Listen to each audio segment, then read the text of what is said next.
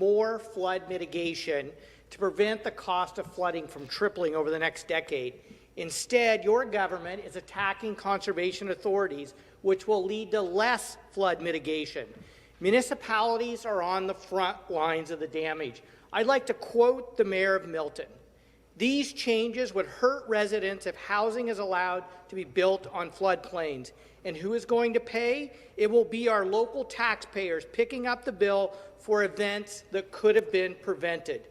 Speaker, this is why mayors, scientists, and conservationists are sounding the alarm bells. So I ask, will the Premier listen to local leaders and remove Schedule 6 from Bill 229?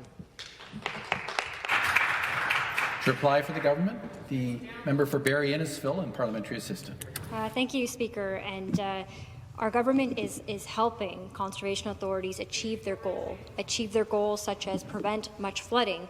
You just have to look at some goals that were achieved in the past, like in the 1970s, where the riverbank was hardened at the Grand River, and that is proven infrastructure that helps flooding.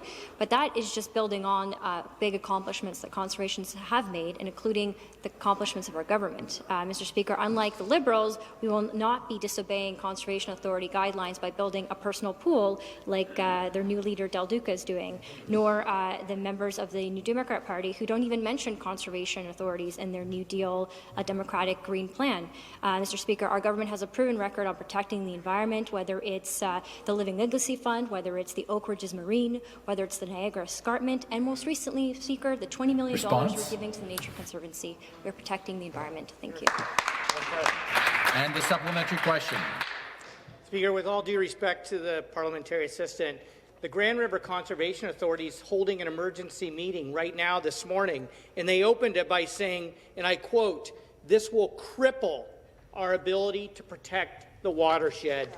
Speaker, we have to be honest about this. This isn't about efficiencies or streamlining or, economic recovery.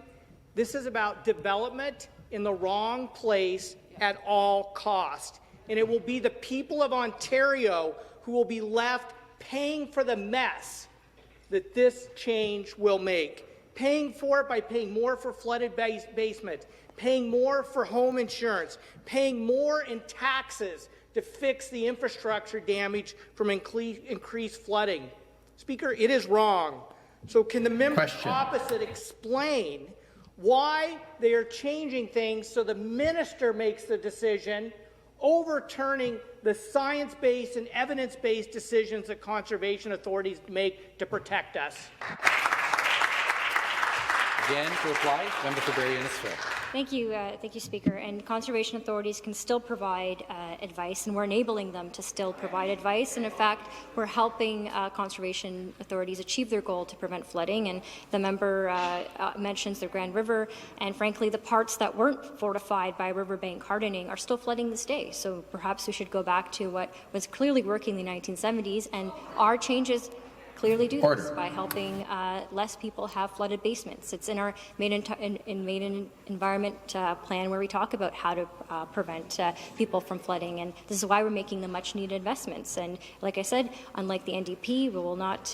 We do talk about conservation authorities and how to help them, and unlike the Liberals, we're not going to be carving up and making things look like Swiss cheese. We're actually protecting our environment. Thank you.